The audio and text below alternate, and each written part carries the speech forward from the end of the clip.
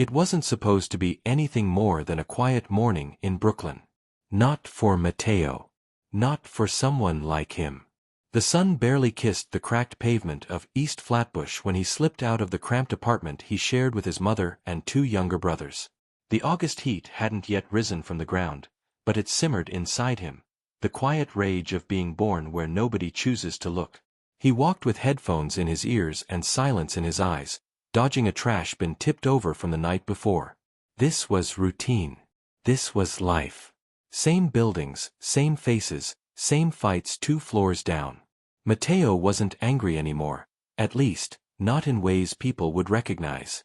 His anger had matured into something quieter, more dangerous. A soft refusal. The way he avoided eye contact. The way he never asked for help. The way he walked like he owed nothing to the world. But this morning, something felt off. It started with the car. A black Escalade parked diagonally across from the bodega on Clarkson Avenue, windows tinted so dark it was more shadow than vehicle. No one parked like that here, not unless they wanted to disappear or start trouble. Mateo caught it in the corner of his eye, but he kept walking. He didn't know, in that moment, that his life had already been rewritten. He didn't know the girl inside that car was about to rip his world open. She saw him first. From behind glass that cost more than his entire monthly rent, Ella Jordan traced the rhythm of his steps. Her heart thudded, uncertain whether it was fear or fascination. She'd never seen someone walk like that, like the whole city was weightless beneath him. She didn't belong here. That much was obvious. Not with her soft blonde curls falling over her designer hoodie, not with her manicured fingers fidgeting with the leather strap of her handbag. Ella was waiting for her driver to come back with a coffee, but it wasn't the caffeine she needed. It was oxygen. Space. Something raw, unfiltered, real. Something her gated life in the Hamptons never gave her. She had come here alone. Lied about where she was going. Left her phone at home. And now, here she was, watching a boy who looked like he belonged to a different dimension. When their eyes met, just for a second, the city disappeared. Mateo saw her. He didn't stare. He didn't change pace. But something shifted. Not in his face, not in his stride, something quieter, inside. He'd never seen someone like her outside of magazines or the back seat of a limo speeding past. He should have looked away. He should have just kept walking. But her eyes, they weren't mocking. They weren't afraid. They were lonely. That surprised him. And that's where it began. Not with fireworks. Not with fate. But with loneliness recognizing itself in someone it should have never met. Later that day, she came back. Alone again. Same car. Same place. This time, she stood outside. Mateo was sitting on the curb, sipping from a bottle of lukewarm iced tea, eyes heavy from a morning of deliveries. He watched her approach, cautious but curious. "Do you live around here?" she asked. Her voice wasn't what he expected. It wasn't the sharp, clipped sound of someone who lived behind gates. It was soft, unsure, human. He nodded once. "Yeah." She hesitated. "I'm Ella." He didn't answer right away. Names were currency around here. But something in the way she stood, not stiff, not rehearsed, made him feel safe enough. Mateo. And just like that, the air between them changed. They talked. At first, only about nothing. Weather. Music. The neighborhood. Then something cracked open, not loudly, not all at once, but in the way a door creaks when it's been shut for too long. She told him about her boarding school. How everything smelled like bleach and expensive perfume. How her father hadn't looked her in the eyes since she turned 12. How silence was the only thing louder than the mansion she lived in. He didn't pity her. He didn't even blink. He told her about the nights when the electricity cut off mid-shower. About his mother working 2 jobs. About how he learned to fix bikes because no one else could afford to. They were both so different. And yet, something about their differences made the world feel less broken. But here's where the story begins to tighten. People saw them. A boy with rough hands and a hoodie that had seen better years. A girl with rings on her fingers and eyes that had never seen a subway. Whispers started. First from his side. What's a girl like that doing with someone like you? She's slumming it for fun? You think she's gonna save you? Then from hers. Do you even know who his people are? Imagine the headlines if your dad finds out. He's using you, Ella. Open your eyes. But they didn't stop seeing each other. Not because they were rebels. Not because they were in love. Because they needed someone who didn't carry the same rules, the same expectations, the same weight. Matteo was the first person who didn't try to fix her. Ella was the first person who didn't ask him to prove he was good. And it was dangerous. Because the world doesn't like what it can't categorize. So the world began to push back. One day, Matteo didn't show up. He was supposed to meet her behind the laundromat at noon. She waited until the sky turned pink. He didn't come. And just like that, doubt crept in. But what she didn't know was that something had happened the night before. Something that would change everything. And that's where we go next. The bruises on Matteo's ribs weren't the worst part. It was the silence afterward, the kind that grows roots under your skin. The kind that wraps itself around your throat not to strangle you, but to remind you that speaking out won't change anything. It had started with a question, one that was supposed to be harmless. You still seeing that rich girl? Julian, a kid from around the block, asked it while they were shooting hoops behind the rec center. His voice was light, like he was asking about the weather. Matteo had shrugged. He didn't say yes, didn't say no. Just kept dribbling. That's what you do when the ground beneath you is made of assumptions and traps. You don't step too hard. You glide. But Julian's cousin heard. And his cousin didn't like the idea of Matteo bringing that kind of attention to the neighborhood. We got enough eyes on us, man. You trying to bring cops to our stoop with your fairy tale? He said nothing. That was his mistake. Silence can look like pride when you're surrounded by men who think silence is disrespect. That night, Matteo took the long way home. Didn't help. They were waiting behind the bodega, three shadows with too much time and not enough hope. They didn't break bones.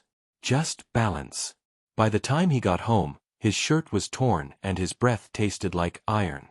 His mother was asleep. Thank God. He didn't want her to see him like that. Didn't want her to ask if this was because of a girl whose world would never bruise for someone like him. But the worst part, he still wanted to see her. Even more now. He couldn't explain it. Something about her presence made the pain worth it. Like she was proof that softness could survive in a place where most people only knew how to sharpen themselves to survive. But the next day, he didn't go. Not because he was afraid. Because he didn't know how to tell her the truth. How do you explain to someone like Ella that even just knowing her can be dangerous? How do you confess that your skin is a target the moment it gets too close to something the world deems too white, too clean, too precious? So he stayed home, lying on the couch, letting the fan spin in circles that went nowhere. Meanwhile, Ella waited, then walked the block alone, back and forth. Checked the alley, the curb, the back of the store. Called out his name, once. Softly. As if maybe he'd appear if she didn't sound too desperate. But he didn't. And something inside her cracked. It wasn't rage. It wasn't fear. It was shame. Because for the first time, she realized she had no idea what his world really looked like. She had been walking in a movie of her own making, where rich girl meets street smart boy and the city bends to their will. But the real world doesn't bend. It breaks. Quietly. Without warning. She returned to the car. Told the driver to go. She didn't cry. Not then. But the seed had been planted. The doubt that maybe this connection, as real as it felt, wasn't built to survive. Maybe their worlds weren't meant to overlap. Maybe everything was a phase. A game. a wound waiting to happen. Days passed. He didn't show up. She didn't return. Until the letter. A simple envelope slipped under his apartment door. No name. Just folded paper and a heartbeat trapped in ink. If you're pushing me away to protect me, please don't. I'd rather face your world with you than live in mine without you. E. He read it 10 times. Folded it back. Then sat still, for a long time. No one had ever chosen his chaos before. No one had ever asked to stay in the fire. And that scared him more than any fist. Because what if she meant it? What if she didn't? The next day, he went looking for her. Not at her house. He didn't know where that was. Not really. All she'd told him was that it had gates, too many windows, and no soul. So he waited at the bodega. 4 hours. Until the sun bled into the concrete. And then, like magic, not the fairy tale kind, but the kind that feels like a breath after drowning, she came. No car. Just her. When she saw him, she didn't smile.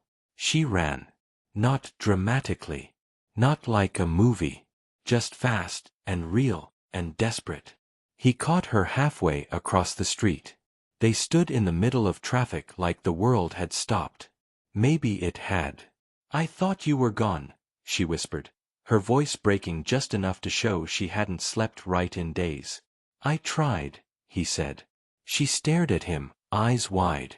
"I tried to stay away," he repeated. "For your safety. For mine. But I couldn't do it. You're the first person who sees me without flinching." She didn't say anything. Instead, she took his hand. Slowly. Like it was a fragile thing. And just like that, they weren't alone anymore. But the city hadn't stopped watching. Around the corner, someone took a photo. No flash. Just a snap. By the next morning, that photo would be on a phone. Then, in a group chat. Then in the inbox of someone who had more power than either of them could imagine. Someone who knew Ella's last name. Someone who had plans for her. Plans that didn't include him. And that's where the Real storm begins. They didn't notice the photo. Not yet. Not when they sat together on the edge of that cracked Brooklyn sidewalk, knees almost touching, laughter soft like it didn't know it wasn't supposed to exist between two people like them. For a few hours, it was just them. The city faded. So did the labels, the noise, the fear. Ella told Mateo about her childhood therapist, how she used to sit in a plush office with glass sculptures and be asked, week after week, "But how does that make you feel, sweetheart?" She said she learned, very early, that rich people don't get asked why they hurt. They're just given medication and metaphors and told to smile in photographs. Mateo didn't laugh. He nodded. "I guess when you're poor, they just assume the pain makes sense," he said. She looked at him. "Do you think people like us are supposed to meet?" He exhaled slowly. "No. But I think sometimes the universe screws up just enough to give us a shot." And just like that, they leaned into each other. Not quite a kiss. Not yet. But something deeper, a surrender. But while they rested in each other's presence, far away, inside a penthouse suite overlooking the Hudson, that photo arrived. It was blurry, yes. But not enough to blur him. Not enough to hide her. Not enough to stop the damage. The email subject line was simple. "You might want to see this." Thomas Jordan was not the kind of man who raised his voice. He was the kind who bought buildings just to evict problems. The kind who smiled on camera and destroyed behind closed doors. The kind who believed in legacy, not love. Ella was his daughter. And everything she was doing now jeopardized the future he had built brick by brick, threat by threat. He stared at the photo longer than he should have. Not because of what was in it, but because of what it represented. The boy's hand resting on her knee. The look in her eyes, trust, defiance, something too close to freedom. This wasn't just rebellion. It was contamination. And Thomas Jordan did not tolerate contamination. By midnight, he'd made 3 phone calls. one to her school, one to a private investigator, and one to a man who didn't speak unless asked direct questions.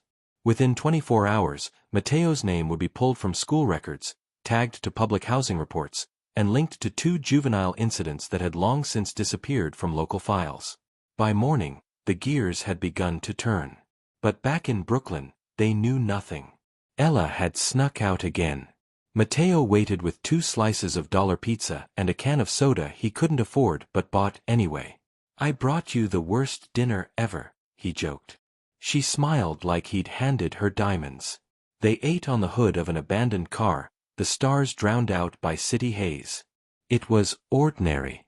Gloriously, devastatingly ordinary. But then her phone buzzed. She never brought it with her, until tonight. Something inside her had whispered that maybe she shouldn't vanish without a trace. The screen lit up. 4 missed calls from Dad. 3 from driver. 1 text message, "Come home. Now." Her stomach dropped. Mateo noticed the shift in her shoulders before she even said a word. "What is it?" She held up the screen. "Think they found out," she whispered. He didn't flinch. Didn't panic. Just exhaled. "I guess it was only a matter of time." She looked at him like she was trying to memorize the shape of his jaw, the way his eyes darkened when he was trying not to feel too much. "I don't want this to end," she said. "Then don't let it. You don't know my dad." He looked down. "No. But I know fear. And this, what we've got. It's the first thing in a long time that doesn't feel like fear." She wanted to kiss him then. Not because it was romantic. But because it was necessary. She leaned in. But her phone rang again. This time, she answered. "Where are you?" Her father's voice snapped through the line, colder than glass. "Out," she said, already shaking. "With who?" She hesitated. "A friend." "Don't lie to me, Ella. I know everything. I know his name. I know where he lives. I know what he's done." Her heart froze. "What do you want?" she whispered. "To remind you who you are. And what happens when you forget." He hung up. She stared at the phone, her entire body trembling. Mateo touched her shoulder. "Talk to me." She didn't. She couldn't. Because how do you explain that your father just threatened the only real thing you've ever felt? But she knew. They had to disappear. Maybe not forever. But for now. "Come with me," she said. "To where?" "Anywhere." He didn't laugh. Didn't ask questions. He just said, "Yes." And in that moment, 2 lives fractured quietly. Not with explosions. But with choice. A girl who'd never walked through a subway tunnel at night. A boy who'd never been asked to escape with someone who had everything. They left with nothing but a backpack and a dream. And behind them, a war was beginning. One of power. One of class. One that would not be fought with guns, but with silence, media, pressure, and money. A war that had already begun. Long before either of them knew they were soldiers in it. They ran, but not far. Not because they didn't want to, but because there are places you can't leave behind just by moving your feet. They took the late train north, the kind nobody rides unless they have nowhere else to be. Ella sat by the window, fingers trembling on her lap. Mateo watched her reflection in the glass more than he watched the tracks. "You okay?" he asked, voice low. She nodded, but not convincingly. "I've never done something like this." He knew what she meant. But he also knew there was no going back. Not really. They got off in Yonkers, where the streetlights flickered and the silence between buildings felt unfamiliar. Mateo knew someone, a friend of a friend, who owed him a favor. They found a room above a garage, dusty and half-forgotten, but safe for the night. Safe enough. There was no furniture. Just a mattress on the floor and a space heater that coughed more than it warmed. Still, she smiled when she saw it.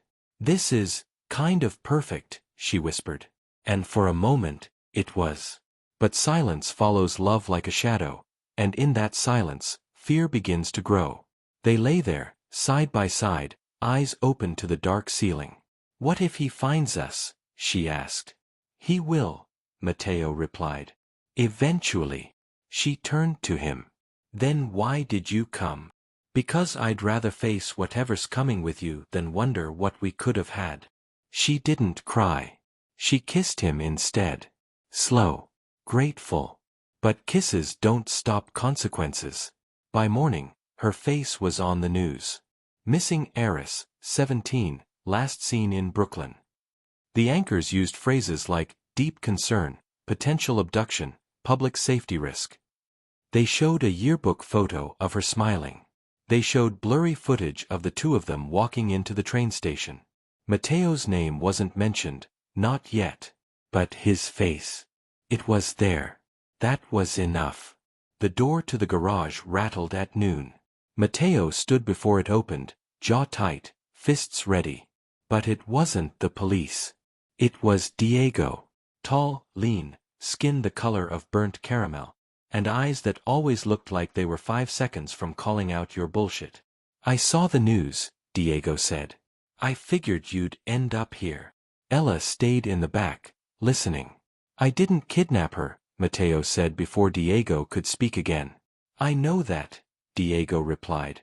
"But they won't care. You know that, right? They see your face and hers, and they don't need facts." Matteo's silence said everything. Diego stepped inside, glanced around. "She's gonna need better than this. And you're gonna need a plan. I don't need your help. You do. You just don't know it yet." Ella stepped forward then. "Who is he?" she asked. "Friend," Matteo replied. "Used to look out for me when I was younger." Diego studied her. "You're brave. Or stupid. Maybe both." "I'm here because I want to be," she said. "No one forced me." "That won't matter in court." The words dropped like ice. No one spoke for a long time. Finally, Diego sighed. "I know a place. Upstate. Quiet. No questions. But you can't stay in the open, not with your face on every screen." Matteo looked at Ella. "We'll figure this out. I promise." But promises are like candles in a storm. That night, they left again. No trains. No lights. Just the hum of Diego's old truck cutting through backroads, leaving behind the pieces of a city that never forgives mistakes. In the rearview mirror, Ella watched the skyline disappear. She didn't know if she was losing herself, or finally finding something real. All she knew was this. She wasn't ready to go back. Not now.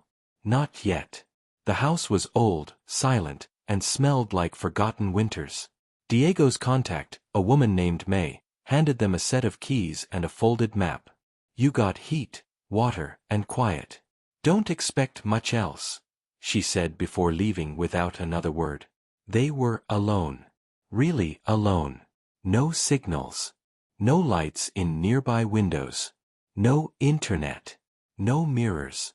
At first, it felt like freedom. Ella walked barefoot across the wooden floor, letting the cold bite her skin. Matteo chopped firewood out back like the rhythm kept his mind from spiraling. For the first few days, they built a routine. He fixed things. She cooked. They read from old books left behind. They spoke in low voices, like the trees were listening. But when night came, something shifted. The silence became louder. The weight of the world they'd left behind pressed against the windows. Ella stared at the ceiling longer. Matteo smoked alone more often. One night, she found him outside, staring into the trees. "You regret coming?" she asked. He didn't answer right away. "Not yet," he said. Then paused. "But I think I'm waiting for it." She sat beside him on the porch step. "Me too." They didn't speak again for hours. Because the truth was starting to seep through the cracks of the fantasy. They missed things they never thought they'd miss. Ella missed hot showers. The hum of her old record player. Even the sound of her father's shoes echoing down the hallway, because it meant someone knew she was there. Mateo missed his brothers. His mother's humming. The corner store guy who called him champ, even when he looked like hell. But neither of them said it out loud. Because saying it meant admitting the dream was beginning to rust. The news still ran. Ella's face still flashed on TV. Now with the word fugitive attached to hers. A lawyer had gone on air. If anyone's harboring the girl, it's a federal offense. We believe the boy has manipulated her, groomed her, taken her against her will. Mateo saw it. Didn't tell her. Just turned the screen off and walked outside. Later that night, when Ella reached for his hand, he pulled away. Only slightly. But she felt it. The distance wasn't in miles anymore. It was in heartbeats. And somewhere deep inside both of them, the same question began to echo. How long can something survive when the world is trying to bury it? The cold arrived quietly, the way pain does when it's been waiting patiently. It started with frost on the windows. Then with the air inside the cabin getting thinner, drier. Mateo noticed first how his fingertips stayed numb longer each morning, how Ella began wrapping herself in silence more than in blankets. Days blurred. Nights stretched like old wounds. They spoke less. Moved slower. Looked away more often. Outside, the snow piled in soft layers. Inside, tension gathered in sharp corners, too quiet to fight, too heavy to ignore. One evening, as they sat across from each other eating rice and canned vegetables, Ella put her fork down. Her eyes didn't meet his. I think I need to call him. Mateo froze. Him. The word alone filled the room like smoke. She kept her voice low. My dad. Just to let him know I'm safe. That I'm not being held, or... I get it, Mateo cut in, sharper than he meant. You want to make sure they know you're still you. That this wasn't some big mistake. That's not what I said. But it's what you meant. She looked up now. There was no fire in her face, only hurt. I'm scared, she whispered. Aren't you? Mateo didn't answer. He stood, grabbed their plates, and walked to the sink. His back to her said everything. This was the moment they'd been walking toward all along. Not a scream. Not a betrayal. Just the slow unraveling of two people who had tried to outrun gravity. She walked up behind him. I didn't come here to hurt you, she said. He didn't turn. I know. I just thought maybe we could be outside the world for a little while. But the world's still here. It's still watching us. He exhaled. Finally turned. It was never gonna stop watching. Not for you. Not for me. A long silence stretched between them. Then, softly, she asked, What are we doing, Mateo? He didn't respond right away. We're pretending, he said. Pretending that this little house is enough. That love can hold up the weight of everything that wants to crush it. You don't think it can? He shook his head, eyes dark. I think love is real. I think this is real. But I also think it's not enough to stop the world from breaking people like us. Her breath caught. She knew he wasn't being cruel. He was being honest. Maybe for the first time since they ran. I don't want to go back to my old life, she said. But I also can't stay here pretending this is a fairy tale that's not burning down. He nodded. I know. That night, they didn't touch. They lay side by side, eyes wide open, with 1,000 miles of silence between them. The kind of silence that doesn't heal, only hollows. The next morning, Mateo was gone. No note. No goodbye. Just the echo of the front door swinging shut. Ella stood in the middle of the cabin, still barefoot, still hoping it was a test, that he'd walk back in with firewood or food or something normal. He didn't. She waited hours. Then bundled up. And followed the footprints in the snow. She found him 2 miles down the trail, by the frozen lake, sitting alone with his hood up and his hands buried in his pockets. You left, she said, breath fogging in front of her. I needed to think.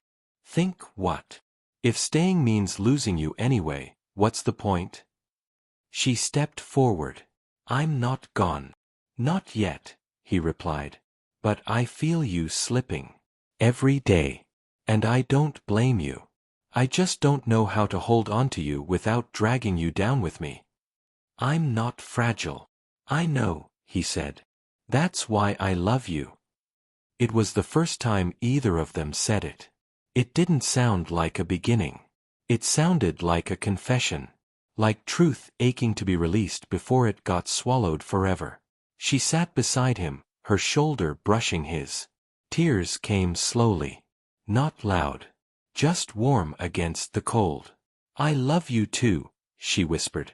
Then, but maybe love isn't about escaping the world. Maybe it's about surviving it. Together. He turned toward her.